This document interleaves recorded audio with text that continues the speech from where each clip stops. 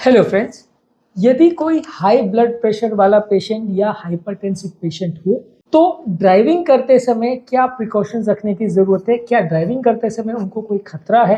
क्या ड्राइविंग करते समय उनको कोई विशेष सावधानी रखने की ज़रूरत है?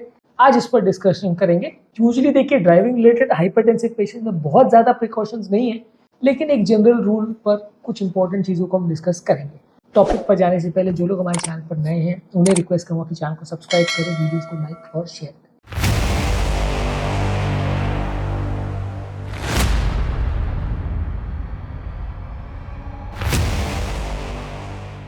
हाइपरटेंसिव पेशेंट्स को वैसे ड्राइविंग करने में कोई सिग्निफिकेंट रिस्क हो या ज़्यादा प्रॉब्लम हो, ऐसा नहीं है, एक्सेप्ट फॉर पेशेंट जहाँ पे ब्लड प्रेशर लेवल्स बहुत ज़्यादा हैं। मान लीजिए अगर किसी व्यक्ति का ब्लड प्रेशर 180 190 तक जा रहा है और बार बार उतना लेवल पर मेंटेन रहता है, तो वैसे व्यक्ति को ड्राइव करने में थोड़ा खतरा हो सकता है, क्योंकि सडन कोई कार्डियोवैस्कुलर इवेंट या हार्ट अटैक या प्लकवा या इस तरह का प्रॉब्लम उनको खड़ा हो सकता है, जिसकी वजह से उनकी कंडीशन सडनली बिगड़ सकती है और जिसकी वजह से उनको सडनली एक्सीडेंट होने का रिस्क भी थोड़ा बढ़ सकता है। तो यदि कोई हाइपरटेंशन या हाई ब्लड प्रेशर वाला पेशेंट है, सबसे पहले और सबसे इंपॉर्टेंट चीज़ है कि उनका ब्लड प्रेशर एडिक्वेटली ठीक ठाक कंट्रोल रहे। 180 190 होने के बदले 120 130 140 के आसपास अगर रहेगा तो इतना कोई सिग्निफिकेंट प्रॉब्लम नहीं आएगी। इसके अलावा एक और इम्पॉर्टेंट चीज़ है जिस पर विशेष ध्यान देने की ज़रूरत है कि कई ब्लड प्रेशर की जो मेडिसिन है उसकी वजह से थोड़ा चक्कर आ सकता है, जिसकी वजह से थोड़ा लैप्स ऑफ कॉन्सेंट्रेशन हो सकता है, थोड़ा नींद आने का इफेक्ट हो सकता है। खासकर जो यूरिन बढ़ाने वाली दवाई है, नली को डायलेट करने वाली दवाई है, ये सब की वजह से चक्कर आना, नींद आना ऐसा हो सकता है। तो ये सारी चीज़ें अगर किसी हाइपरटेंसिव पेशेंट्स को होती है ड्राइव करते समय, तो एक्सीडेंट होने का चांस बढ़ जाता है, चक्कर खा के बेहोश होने का चांस बढ़ सकता है, जिसकी वजह से गाड़ी चलाने वाले के लिए भी खतरा हो सकता है और गाड़ी में साथ में जो बैठे हैं उनके लिए भी खतरा हो सकता है। तो आपको विशेष ध्यान देने की ज़रूरत है कि आपको ऐसी दवाई ना चल रही हो जिससे चक्कर आए, और अगर दवाई से चक्कर आ रहे हैं तो अपने डॉक्टर के साथ रिपोर्ट करिए और उनके साथ डिस्कस करिए। ज़रूरी नहीं है कि ये नली को डायलेट करने वाली दवाएं या जो पेशाब बढ़ाने वाली दवाएं हैं ये सबको ही चक्कर करवाएं या सबको ही नींद आने का चांस हो या सबका ही कॉन्सेंट्रेशन खराब हो जाए। पर यदि किसी पर्टिकुलर व्यक्ति में प्रॉब्लम हो रही है और खासकर अगर बीपी फ्लक्चुएशन ज़्यादा हो रहे हैं, कभी 180 जाता है, कभी 120 जाता है, कभी 100 हो जाता है, कभी 80 हो जाता है, फ्लक्चुएशन अगर ज़्यादा आ रहे हैं, तो वैसे लोगों को थोड़ा एक्सीडेंट होने का रिस्क बढ़ जाता है। उनके ब्रेन का फंक्शन कॉम्प्रोमाइज़ हो सकता है, उनका कॉन्सेंट्रेशन, उनकी देखने की क्षमता सडनली कॉम्प्रोमाइज़ हो सकती है, जिससे जान को खतरा हो सकता है। तो ब्लड प्रेशर एक तो एडिक्वेटली कंट्रोल होना आवश्यक है, दूसरा दवाओं के साइड इफेक्ट पर विशेष फोकस देना जरूरी है, तीसरा ब्लड प्रेशर में फ्लक्चुएशन ज़्यादा ना हो, इसका विशेष ध्यान देने की ज़रूरत है, क्योंकि इस तरह का फ्लक्चुएशन में कई बार ब्रेन को ये मैसेज जाता है कि सडनली ब्लड सप्लाई कम हो गया और ब्रेन सडनली स्ट्रेस हार्मोन्स वगैरह रिलीज करता है, या थोड़ा कंसंट्रेशन लैप्स हो सकता है, कंफ्यूजनल स्टेट क्रिएट हो सकता है, आपको पता नहीं पड़े कि क्या चल रहा है, ऐसा हो सकता है। तो इसमें एक्सीडेंट का थोड़ा रिस्क बढ़ जाता है। जो भी आपको इशू है, कैसा भी ब्लड प्रेशर रह रहा है, कैसे रिस्ट्रिक्शन है, इसके लिए आपके डॉक्टर के साथ एक बार थोड़ा डिस्कस कर लेंगे तो अच्छा रहेगा। कौन सी मेडिसिन आपको चल रही है, उससे नींद आने का या चक्कर आने का कोई साइड इफेक्ट तो नहीं है, एक बार आप उसको डिस्कस कर सकते हैं। इसके अलावा आपको ज़रूरी है कि स्ट्रेस को अवॉइड करिए। कोई भी कारण से अगर मानसिक तनाव हो तो ब्लड प्रेशर शूट अप कर सकता है, क्योंकि ये स्ट्रेस हार्मोन्स आपका ब्लड प्रेशर ज़्यादा बढ़ा सकती है, तो इसको थोड़ा विशेष ध्यान दें तो ज़्यादा अच्छा है। इसके अलावा शराब और स्मोकिंग को अवॉइड करिए, तंबाकू को भी अवॉइड करिए, ये सारी चीज़ें सडन ब्लड प्रेशर राइज कर सकती हैं।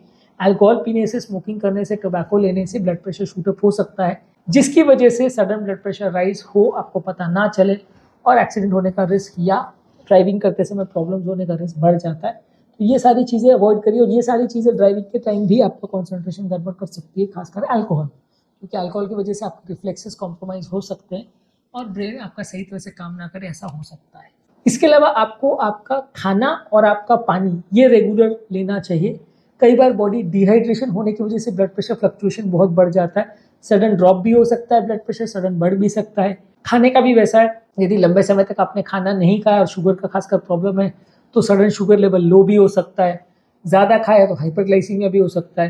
तो ये सारी चीज़ें जो है थोड़ा ड्राइविंग करते समय प्रॉब्लम्स कर सकती है, खासकर हाइपरटेंसिव पेशेंट्स में, जिसमें अगर डिहाइड्रेशन हो जाए तो सडन बीपी चेंजेस हो सकते हैं, सडन लो ब्लड प्रेशर की वजह से चक्कर आ सकता है, जिसमें एक्सीडेंट का रिस्क बढ़ जाता है।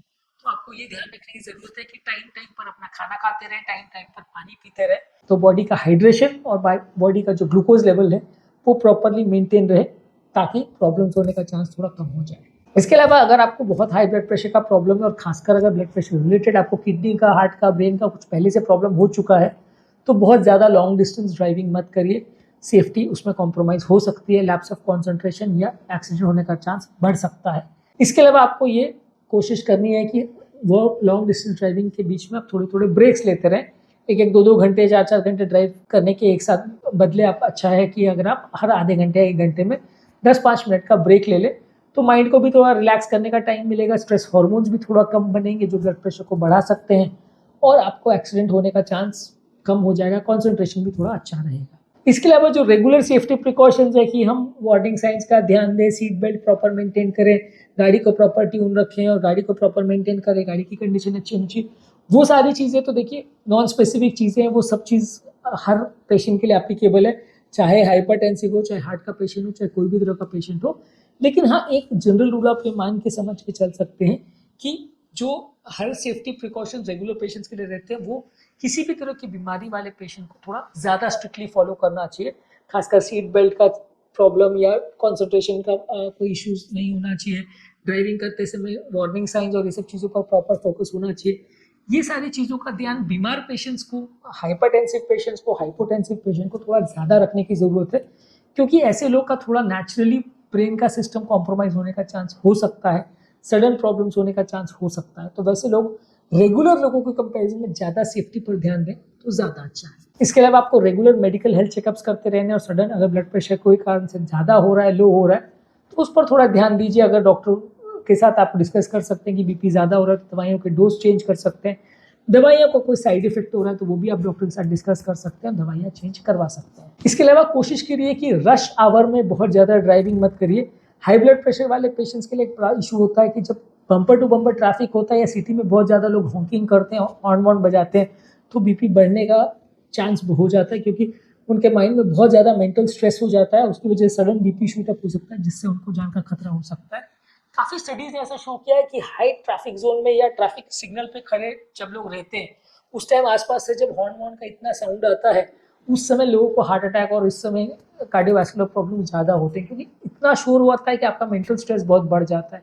तो योगा, मेडिटेशन, प्राणायाम करके आप मेंटल स्ट्रेस लेवल को कम भी कर सकते हैं। स्ट्रेस कम करने की दवाएं लेके, खासकर वैसी दवाई जिससे कॉन्सेंट्रेशन खराब ना हो, नींद ज़्यादा ना आए, वैसी दवाई लेके आप स्ट्रेस हार्मोन्स को भी कम कर सकते हैं। और बहुत ज़्यादा इस तरह के कंजेस्टेड ट्रैफिक में गाड़ी अवॉइड करिए।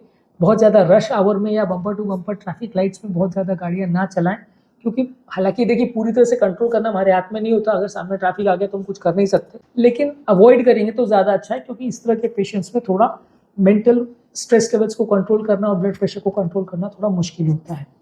अपनी लिमिट्स को पहचानिए, बहुत ज़्यादा ओवर एग्रेसिव काम मत करिए। कंफर्टेबल और कूल एनवायरनमेंट में गाड़ी चलाइए। आपका दिमाग स्ट्रेस थोड़ा कम होना चाहिए।